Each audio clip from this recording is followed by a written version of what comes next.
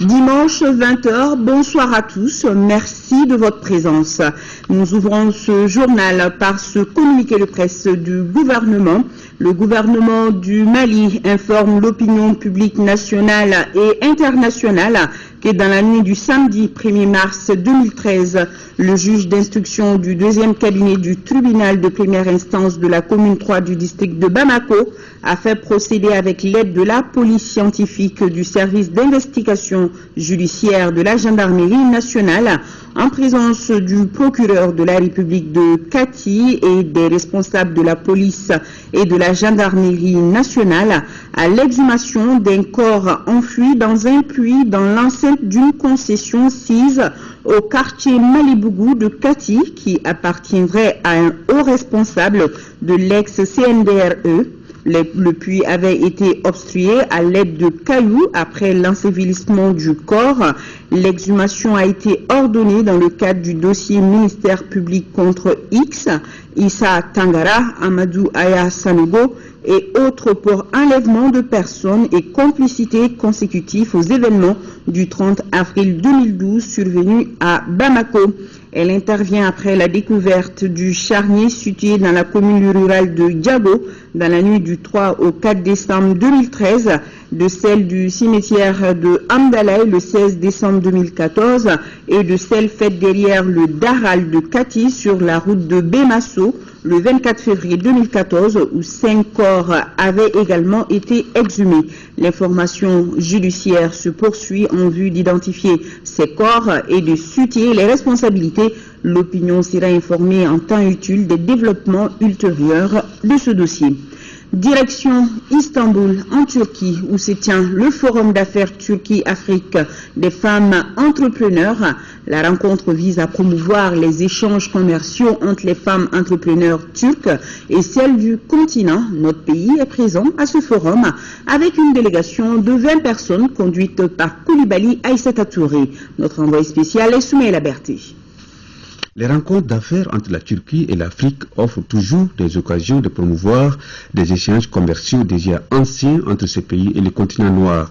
L'édition 2014 a ceci de particulier qu'elle s'adresse aux femmes entrepreneurs de deux parties. Et le moins qu'on puisse dire, c'est que les organisateurs ont réussi à fédérer toute l'Afrique autour de l'événement, ceci grâce au concours de l'Union africaine. 340 femmes entrepreneurs d'Afrique réparties entre 400 délégations y ont répondu présentes. Le Mali est représenté par une vingtaine de femmes opératrices économiques. Ce forum qui est appelé pont entre la Turquie et l'Afrique offre au Mali particulièrement l'opportunité de nous faire connaître sur beaucoup de plans qui ont été cités, surtout l'agriculture, en général disons peut-être l'agroalimentaire ou l'agro-industrie, où le Mali quand même est une excellence en la matière. Un partenariat fécond et équilibré entre la Turquie et l'Afrique, cet idéal a résonné ici à Istanbul comme un refrain. Et le président de la Confédération des hommes d'affaires et des industriels de Turquie, en abrégé Tuskon, a renchéri en disant qu'il faut se précipiter pour renforcer ses relations économiques avec l'Afrique, ce continent de l'avenir. Au cours de la dernière décennie, le volume des échanges commerciaux entre l'Afrique et la Turquie a atteint la barre des 20 milliards de dollars US, a révélé le vice-président de la Commission de l'Union africaine, Eratus.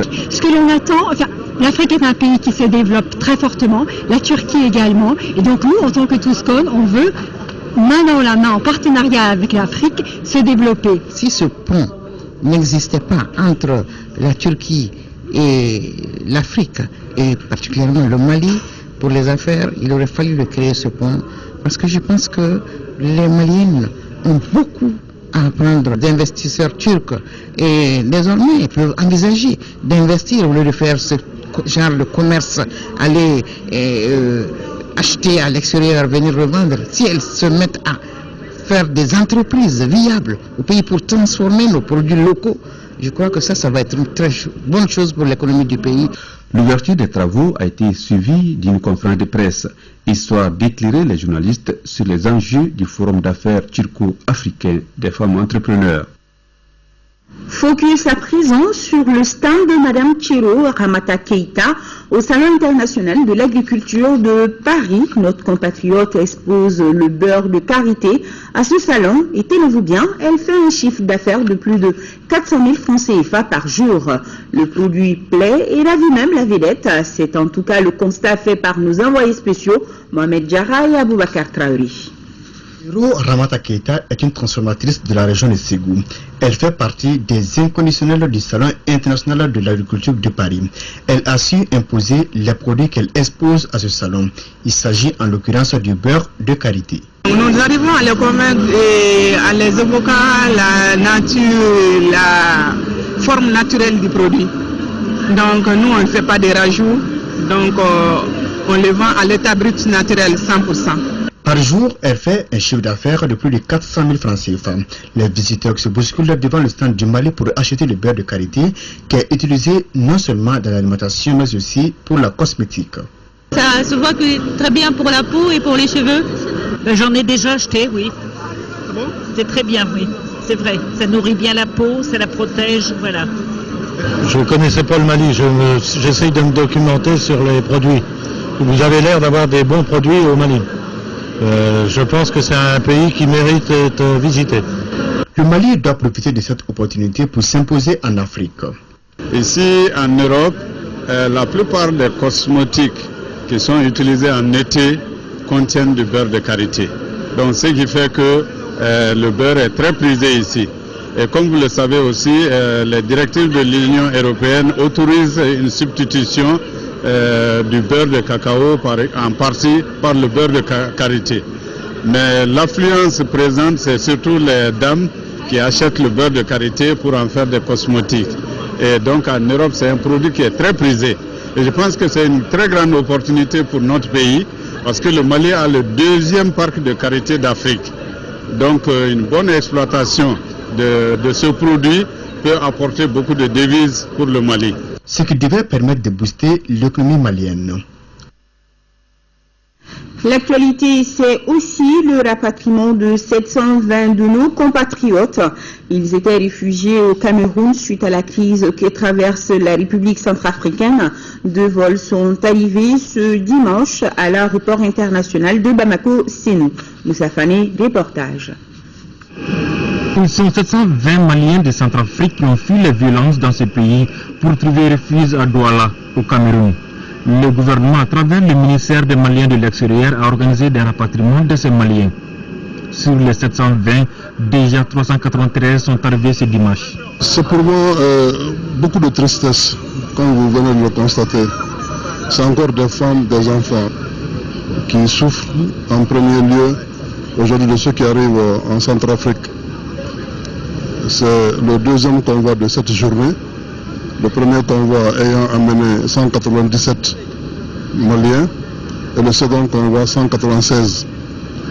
Et quand on imagine des femmes, des hommes et des enfants tout abandonnés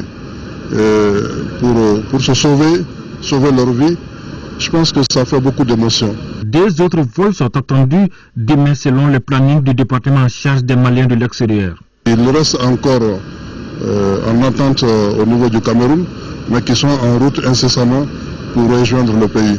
Toutes les dispositions sont prises aujourd'hui au niveau de la protection civile pour héberger tous ceux qui nous sont déjà venus et donc pour organiser leur nourriture. Le ministre des Maliens de l'extérieur précise que le gouvernement a pris toutes les dispositions pour les acheminer dans leur village d'origine, du moins pour ceux qui le souhaitent. Un mot d'économie, une conférence débat sur l'évolution du management des risques en milieu bancaire a été animée par l'association des contrôleurs, inspecteurs et auditeurs du Mali. La dite rencontre signe la relance des activités de l'organisation, nous dit Youssouf Diakité. Cette conférence se veut la relance des activités de l'association des contrôleurs, inspecteurs et auditeurs du Mali, après la crise sécuritaire, sociale et surtout économique qui a secoué le Mali. L'objectif pour l'association est d'apporter sa pierre à la reconstruction du pays. C'est notre contribution à la sortie de crise. Comme vous le savez, notre pays a connu une crise sans précédent et qui a touché les établissements financiers et même les grandes entreprises de la place, surtout au nord les entreprises, les banques ont eu beaucoup de dégâts matériels et financiers. Et c'est là que nous voulons contribuer dans ce cadre. C'est pourquoi on a choisi ce thème, évolution du management des risques en milieu bancaire dans un contexte institutionnel et sécuritaire cas du Mali. Et cette situation a exposé les banques à des pertes extrêmement importantes, évaluées à plus de 18 milliards de francs CFA. Aujourd'hui, nous sommes dans la situation de post-crise. Il y a eu des élections législatives et présidentielles, les institutions sont en place, nous sommes donc revenus à la normalité. Et l'objectif majeur aujourd'hui qui est posé au système bancaire, c'est comment assurer aujourd'hui la relance économique. Et l'évaluation qui doit être faite doit être fondée sur l'évaluation d'abord des effets de la crise de 2012 sur l'activité économique. Les intervenants ont évoqué plusieurs questions, notamment le rôle des institutions bancaires et typologie des risques, manifestations et impact de la crise sur le secteur bancaire. Des questions, précise-t-il, qui ont besoin de réponses adéquates afin d'éviter tout dérapage économique. Le management de la qualité, c'est le thème d'une journée mise à profit par le ministère de l'Énergie et de l'Hydraulique pour son personnel, afin qu'ils comprennent les principes clés du management de la qualité et ses enjeux pour les activités du ministère. Rachel Tissougué, compte rendu.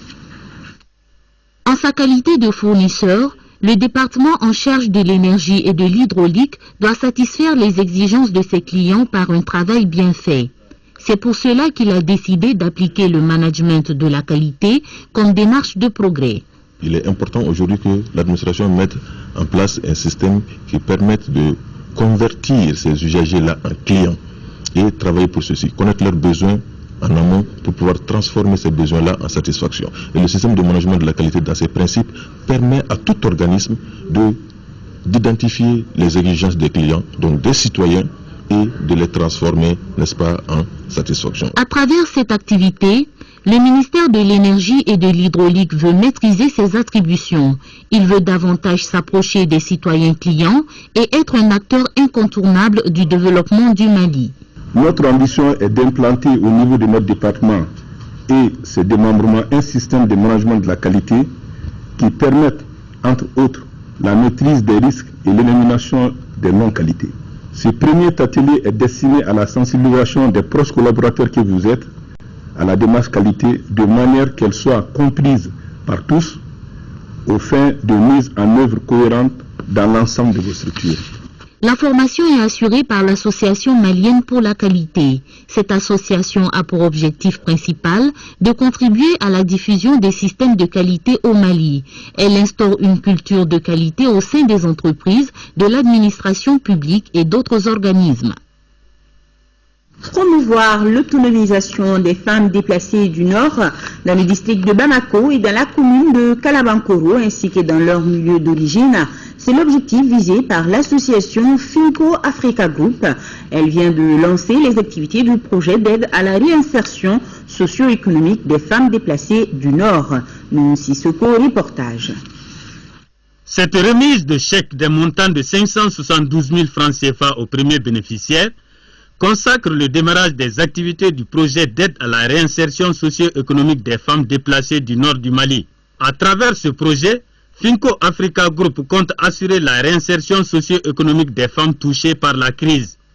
Pour Finco Africa Group, l'heure a sonné pour commencer de préparer les déplacés du Nord pour une réinstallation durable. Pour cela, notre approche est de programmer leur intégration efficace dans l'économie afin de rétablir leur intégrité individuelle et collective.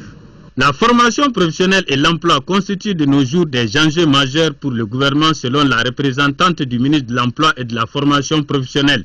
Le chômage est un phénomène qui touche fortement les femmes et les jeunes de notre pays post-crise. C'est dans ce contexte que je salue l'initiative de Finco Africa Group à l'appui aux jeunes diplômés sans emploi. Cette action s'inscrit dans le cadre vraiment du plan d'action que nous avons élaboré et qui est important pour notre département et pour tout le gouvernement, dans le cadre où ça permettra en tout cas de pouvoir réconcilier davantage les populations, leur faire connaître que loin de leur milieu d'origine, le gouvernement ainsi qu'à travers même certains partenaires techniques et financiers pensent toujours à eux. Les prêts sont accordés avec un taux d'intérêt de 15%. Le projet sera piloté par une commission de gestion mixte composée de Finco Africa Group et l'Association des jeunes maliens diplômés sans emploi, AJMSE. Démarrage des travaux de réhabilitation des espaces scolaires de Goudam et d'Iré, une initiative du ministère en charge des Affaires humanitaires en collaboration avec le Centre national de promotion du volontariat. Retrouvons Yé Attendina. Le programme d'urgence en faveur des régions du Nord, initié par le gouvernement de la République du Mali, est dans sa phase de concrétisation. La réhabilitation de l'Institut de formation des maîtres de Diri et l'assainissement de la ville de Goundam sont une illustration. Ces différentes activités vont profiter aux jeunes volontaires de la région de Tombouctou. Si à un moment dont on ne travaille pas, on est toujours resté à la maison sans rien faire. Même pour avoir des prix de condiments pour aider la famille, on n'en avait pas. Mais aujourd'hui, actuellement, je sens franchement que ça va aller. S'il y a un directeur comblé aujourd'hui, c'est bien moi. Si des partenaires viennent pour essayer de combler ce vide, on ne peut être que fier et les remercier. À Goundam, l'accent a été mis sur le désensablement de l'espace scolaire, l'assainissement de la ville et la formation des jeunes volontaires. Nous jouons un rôle de coordination de l'ensemble de ces actions qui seront entreprises pour faciliter la reprise des activités. L'objectif principal, c'est vraiment de mettre les jeunes au travail afin de rehausser leur niveau de revenu pendant les 90 jours. Vous avez remarqué qu'à Diré, il y avait des travaux de réhabilitation, de reboisement. Ici, c'est des travaux d'assainissement. En même temps, il y a d'autres travaux aussi de haute intensité de main-d'œuvre qui sont en train d'être mis en œuvre à Gao, à Douanza. Ces différentes activités ont été réalisées par le département en charge des affaires humanitaires et sociales en collaboration avec le Centre national de promotion du volontariat à travers le ministère de la Jeunesse et des Sports. Quittons Tombouctou pour Gao, dans la ville des Askia, s'est tenue une rencontre sur le rôle des chefs pour la consolidation de la paix, la préservation de la sécurité et la promotion de la réconciliation dans notre pays. Cultiver l'esprit de cohésion sociale entre les différentes communautés est l'objectif visé. Les précisions de Boubacar Bablitouri. Ce cadre d'échange organisé par les chefs coutumiers traditionnels du cercle de Gao visait à cultiver la paix et la cohésion sociale entre les différentes communautés vivant à Gao. Ces acteurs ont le souci de consolider la paix, de préserver la sécurité et de promouvoir la réconciliation dans notre pays. Mes chers frères, Songoy, Arma, Tamachek, Peul, Arabe, cette rencontre constitue pour nous une opportunité à ne pas rater pour jouer pleinement notre rôle de chef coutumier. Les chefs coutumiers et ou traditionnels sont des personnalités incontournables de tous les temps dans la gestion des conflits inter- et intracommunautaires. Des communications ont concerné cette mission de réconciliation des fils du Mali. Les différents intervenants se sont engagés à œuvrer dans ce sens avec la volonté d'aboutir à une paix durable. Nous avons voulu à ce que les gens s'écoutent entre eux, ça c'est primo. Secondo, il faut que les gens soient ensemble, luttent toujours pour pouvoir vraiment décanter à cette solution, pour pouvoir vraiment à ce que les gens peuvent revenir ensemble et vivre ensemble. Je ne doute pas un seul instant qu'en vos qualités et rangs respectifs, vous êtes capable de jouer un rôle important dans le cadre de la réconciliation des hommes et des femmes de Gao, quelle que soit leur appartenance ethnique. Ce faisant, vous y serez à la hauteur des dignes héritiers de nos dévanciers qui ont su incarner la grandeur du Mali. La rencontre a regroupé, outre les chefs coutumiers et traditionnels du cercle de Gao, les autorités administratives et politiques, ainsi que les partenaires au développement. À présent, cette belle preuve de réconciliation entre les fils du pays, cela se passe dans le village de Dorobougou, dans la commune de Femaï, cercle de Djéné. L'événement a été célébré par une prière collective. Yacouba Maïga a assisté à la cérémonie. Une nouvelle ère de paix, d'entente et de pardon s'ouvre pour la population de Dorobougou dans la commune rurale de Femaï, cercle de Djéné. C'est là, après un litige d'imama ayant entraîné durant une décennie la fermeture de l'unique mosquée du village et mise en mal les liens séculaires unissant les frères musulmans. Mais par la grâce de Dieu et la médiation du bureau local du Haut Conseil islamique de Djenné, avec le soutien indéfectible des autorités administratives, juridiques et politiques, les deux parties en litige sont parvenus à un accord de paix. Par la grâce de Dieu, la raison a enfin eu raison de la passion, et le Satan qui s'était emparé de notre communauté a été inexorablement anéanti pour laisser place à ces retrouvailles chargées de fraternité, d'amitié et de spiritualité. Plus jamais ceux qui avaient pu diviser les frères musulmans de Dorobougou. Plus jamais. En cette journée du vendredi saint, choisie pour célébrer la réconciliation définitive de la communauté musulmane de Dorobougou, l'occasion est donc toute trouvée pour louer le Seigneur pour sa miséricorde à travers des prêches, la lecture du Saint-Coran et surtout la prière collective qui marque désormais l'ouverture de la mosquée et le renforcement d'une culture de dialogue et de tolérance. Toujours en 5e région, une mission conjointe de la Direction nationale de la jeunesse et du Centre national de promotion du volontariat au Mali a rencontré les acteurs du cercle de Douanzan au centre des échanges, les stratégies de mise en œuvre des activités relatives aux deux composantes du programme d'intervention d'urgence en faveur des régions du Nord. Retrouvons encore Yacouba Maïda. L'objectif global du volet soutien à l'économie solidaire locale du projet d'intervention d'urgence en faveur des régions du Nord est de contribuer à la revitalisation des économies locales à travers une large distribution des revenus et le redémarrage des activités économiques locales. C'est pour créer le maximum de synergie autour des activités du dit programme qu'une mission conjointe de la Direction nationale de la jeunesse et du Centre national de promotion du volontariat au Mali a voulu rencontrer les différents acteurs du cercle de Douanzan. Nous avons trouvé un engouement au niveau des jeunes, nous avons trouvé un engouement au niveau des autorités, ce qui va nous permettre vraiment d'exécuter dans de très bonnes conditions ce programme. Pour le démarrage des activités, 100 jeunes ont été mobilisés pour l'exécution des travaux de haute intensité de main-d'œuvre. 30 autres jeunes, cette fois-ci des volontaires, ont été déployés auprès des structures d'accueil, de la santé, de l'éducation et de l'administration à titre d'appui au développement communautaire pour une durée de 3 mois. Ces activités permettront aux jeunes de participer activement au développement local, tout en améliorant la condition de vie et travail et de revenus des jeunes. La mission a mis cette visite à profit pour se rendre sur les différents sites devant abriter les activités qui se résument essentiellement au curage des caniveaux, à l'assainissement des services publics et à la réhabilitation de certaines infrastructures. Lancement à Bafaga, dans la commune rurale de Kébila, cercle de Kolondjeba, des activités de transfert monétaire du projet Filets sociaux au RTM Sikasso, le reportage de Fatoumata Diallo. À Bafaga ce jeudi, l'atmosphère était bon enfant. Le jeu en valait la chandelle puisqu'il s'agissait de la toute première opération de transfert monétaire du projet Filets sociaux, encore appelé projet Djigisemeyiri. Comme son nom l'indique, l'opération consiste à appuyer financièrement les familles pauvres afin de réduire de façon sensible leurs souffrances dans les domaines de la santé, de l'éducation et de l'insécurité alimentaire. Pour les 4041 ménages bénéficiaires de cette première vague de 2013, le programme va payer à chaque bénéficiaire de la région 30 000 francs CFA par trimestre, soit un décaissement de plus de 121 millions de francs CFA par trimestre au niveau de la région de Sikasso. À partir de juillet 2014, le programme va s'étendre à 16 156 ménages bénéficiaires au niveau de votre région. Le montant des transferts monétaires au niveau régional atteindra alors 485 millions de francs CFA par trimestre. Un motif de satisfaction alors pour les bénéficiaires qui ambitionnent déjà d'entreprendre des activités génératrices de revenus afin d'en tirer le maximum de profit.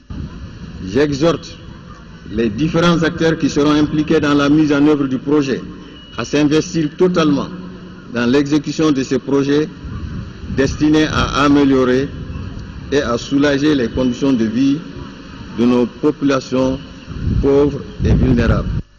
Rappelons que le projet Filets sociaux qui fait aujourd'hui la fierté des communautés bénéficiaires est le couronnement des efforts du gouvernement du Mali et de la Banque mondiale. Retour à Bamako, le syndicat national des administrateurs civils a tenu son 4e congrès ordinaire. À l'issue des 2 jours de travaux, une nouvelle équipe de 24 membres dirigée par Gaussou Koulibaly a été mise en place. La présentation de l'équipe, c'est avec Isaac Tchéni. Gaussou Koulibaly de l'inspection de l'intérieur préside désormais les destinées du syndicat national de l'administration civile. Il a été élu ce samedi à l'issue du 4e congrès ordinaire.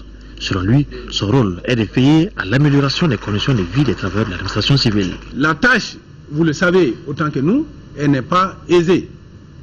Il faut de l'abnégation, il faut de la persévérance, il faut le sens du sacerdoce.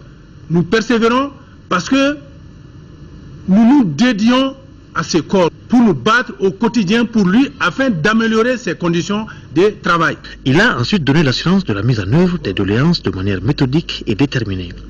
Le secrétaire général du département de l'administration territoriale, Ibrahima Amatraoré, qui a présidé les travaux, a félicité la nouvelle équipe. C'est pour vous dire que les pouvoirs publics considèrent les syndicats comme des institutions responsables qui participent à leur manière à la vie, à l'amélioration des conditions de vie de la nation. À l'ouverture des travaux, le ministre du Travail et des Affaires sociales et humanitaires, Amadou Konaté, assurant l'intérim de celui de la fonction publique, avait rappelé l'importance de ce syndicat. La rénovation du dialogue social que nous voulons dans la fonction publique devrait, à notre sens, ouvrir une nouvelle ère de démocratie sociale autour de 2 principes clés. Le dialogue social plus inclusif et plus efficace des acteurs plus légitimes et plus responsables. Notre congrès est une étape vers cette exigence. Pour le tout nouveau secrétaire général du SNAC, le statut particulier de l'administrateur civil, l'harmonisation de la grille de notation entre les administrateurs actuels et les sortants de la nouvelle ENA sont entre autres des dossiers déjà à l'urgence. Sur un tout autre chapitre, l'ONG Razel vient de faire un don de matériel. C'était à l'endroit de l'association malienne des personnes handicapées physiques. Ce don composé de différents matériels est d'une valeur de plus de 7 millions de francs CFA. Adama Koulibaly. L'insertion socio-professionnelle des personnes en situation difficile devient une affaire de tous. Voilà que l'entreprise française Razel vient d'appuyer ce groupe vulnérable avec des appareils, ordinateurs, réfrigérateurs, cuisinières et plusieurs autres petits matériels d'une valeur de plus de 6 500 000 francs CFA pour leur insertion professionnelle.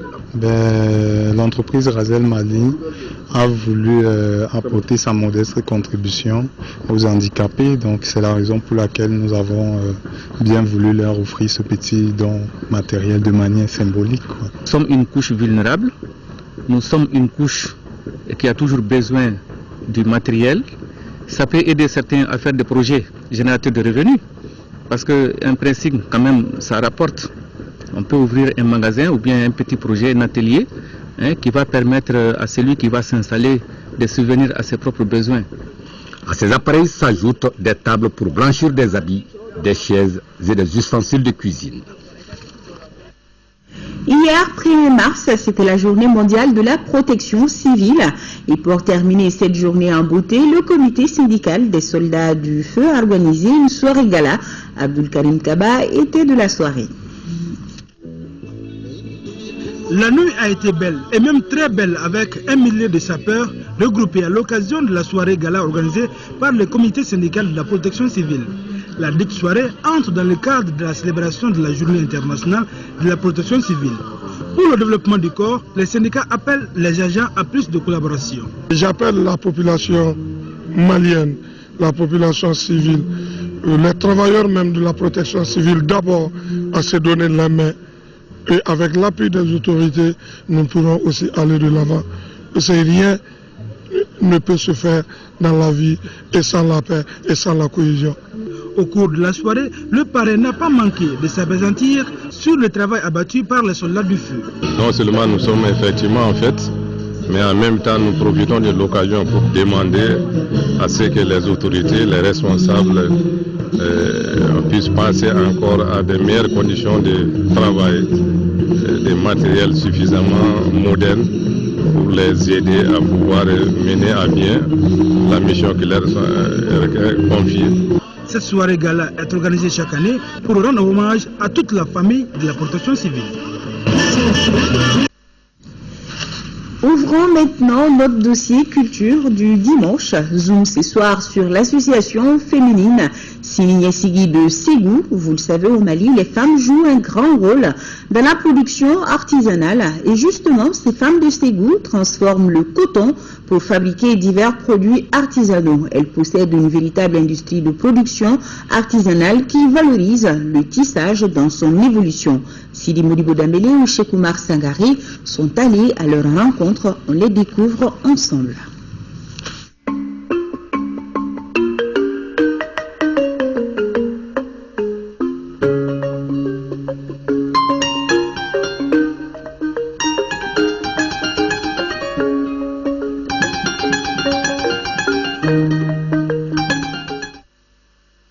Nous sommes au centre de l'association Sigui des femmes de 3 quartiers de Ségou, Bagadadi, Sekoura Somono et Sekoura Bambara.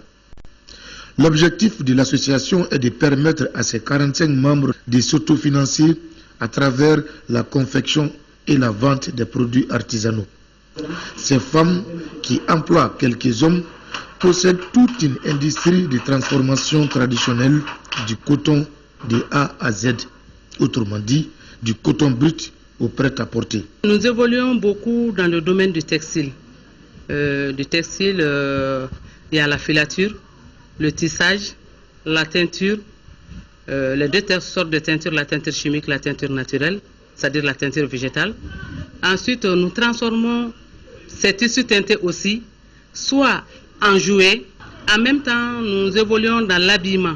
Ici, le génie créateur des femmes est au service de la création artisanale, d'où l'appellation boutique des femmes. Comme nous sommes des femmes en déperdition scolaire et des filles qui n'ont pas été à l'école, des mamans aussi qui sont là et il y a des femmes, des partants volontaires aussi. Nous nous sommes dit qu'il faut créer quelque chose pour notre progéniture. Nous avons donné le nom de Sigui, prévoir l'avenir. Mais les visiteurs, comme ils viennent souvent, ils trouvent que c'est une entreprise de femmes. Nous sommes tous que des femmes, ils ont dit boutique des femmes. Les tissus produits par le centre Sigui constituent des témoignages de l'évolution des techniques traditionnelles en la matière. La taille prend de 30 jusqu'à 150 de large. On peut faire des bandes de 150. En dehors de ça, on n'a pas besoin de coudre avec l'aiguille. Le tissu sort en bande unique. Et aussi, on n'a pas besoin d'assez d'espace pour faire le tissage avant. On voyait dans les carrés, les tisserands s'installaient, ils avaient besoin au moins de 100 mètres d'espace. Ensuite, on peut jouer sur la taille et sur l'épaisseur du tissu. Avant, ce n'était pas comme ça. La faiblesse du volume de production a le plus souvent été un obstacle pour la production artisanale. C'est pourquoi, au-delà de la qualité, la quantité est une autre préoccupation de ces femmes artisanes. En termes de tissage, chaque métier peut produire jusqu'à 8 pains par jour. 8 pains, c'est-à-dire 8 pains, ça fait 16 mètres. Et les 16 mètres, la largeur, ça fait 120 de large. On peut confectionner jusqu'à 100 jouets par jour. Et en teinture végétale, on peut faire jusqu'à 20 pains par jour. Bien sûr, quand tu travailles à la chaîne, sinon quand tu prends un seul tissu, on ne peut pas le finir en un jour. Mais comme on travaille à la chaîne, la capacité de production est 20 pains par jour. Habits, poupées, jouets, sacs à main, pochettes de lunettes et même cartes postales, tout est exclusivement fait à base du coton malien. Ces produits sont souvent vendus en dehors du pays, comme en Europe et aux États-Unis. C'est un enjeu économique de taille autour du consommé malien. Il faut que ça soit transformé ici au Mali, localement, et en créant aussi des industries qui transforment nos cotons et qu'on puisse vendre ça au monde entier pour que nous nous enrichissions. L'association Sigui des femmes de Sekoura est un bel exemple de promotion de nos produits artisanaux à travers des initiatives féminines.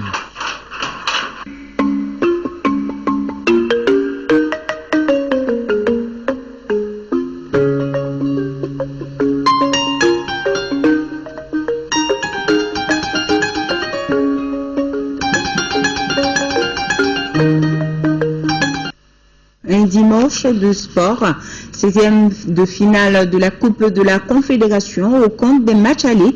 Le COB a été battu cet après-midi par le club ivoirien de l'ASEC d'Abidjan. Score final 2-0. Avec ce score à l'extérieur, les Ivoiriens se donnent l'avantage avant le retour, nous précise Abdul Karim Kaba. Face à l'ASEC d'Abidjan, le COB n'a pas trouvé les ressources nécessaires pour contrer les assauts des académiciens.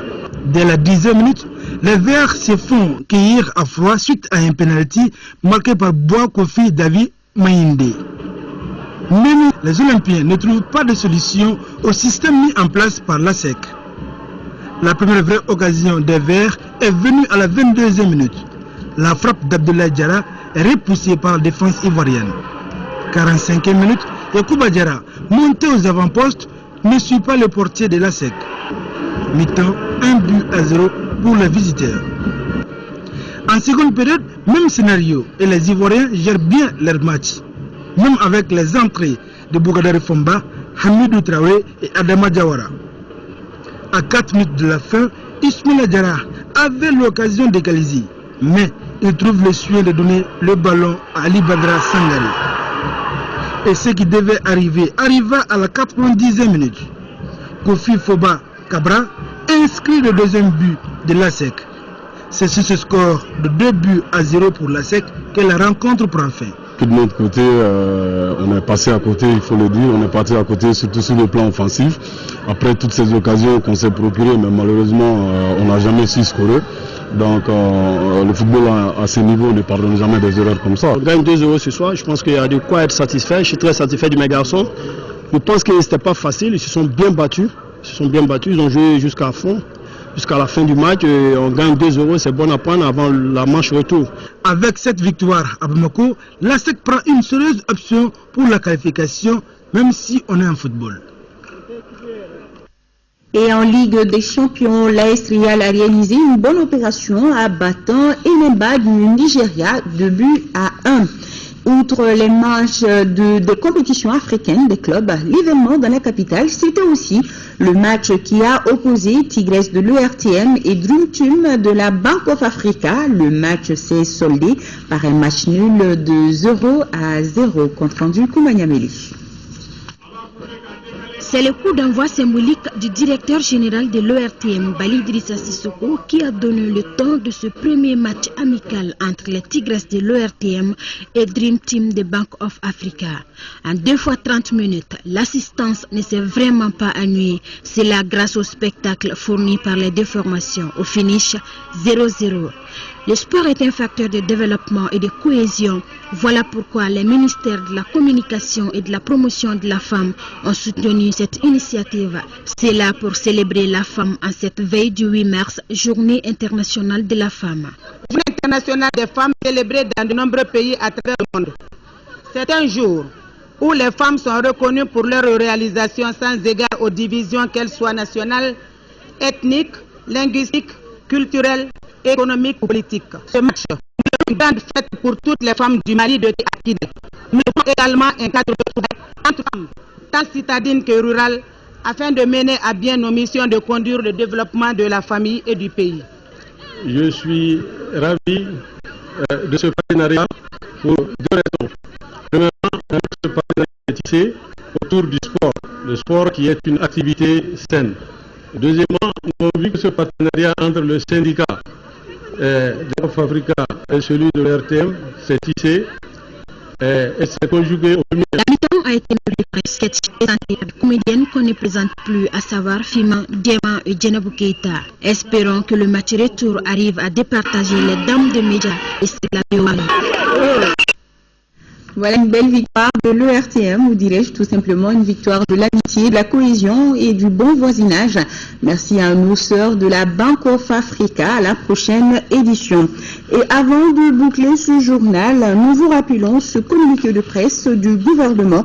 Le gouvernement du Mali informe l'opinion publique nationale et internationale qui, dans la nuit du samedi 1er mars 2013, le juge d'instruction du 2e cabinet du tribunal de première instance de la commune 3 du district de Bamako a fait procéder avec l'aide de la police scientifique, du service d'investigation judiciaire, de la gendarmerie nationale, en présence du procureur de la République de Kati et des responsables de la police et de la gendarmerie nationale, à l'exhumation d'un corps enfoui dans un puits dans l'enceinte d'une concession sise au quartier Malibougou de Kati, qui appartiendrait à un haut responsable de l'ex-CNRDRE.